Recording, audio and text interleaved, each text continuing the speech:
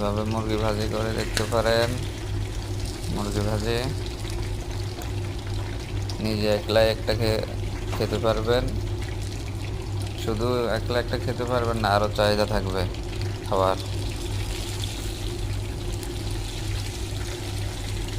আরবিদের ভাজিটা খুবই পছন্দ, তারাও অনেক বেশি খায়। এবং এটার সাথে একটা ভাত আছে, আমি স্পেশালি একটা ভাত বানাই এটার সাথে, সাদা ভাত না। বেশিরভাগের মানুষে মুরগি ভাতের সাথে সাদা ভাত বানায়, এরপরে অন্যান্য কিছু একটা সালোনা বানায়, কিন্তু আমি এর জন্য একটা স্পেশাল ভাত বানাই, আর অন্য কিছুই বানাই না। এটাই যথেষ্ট।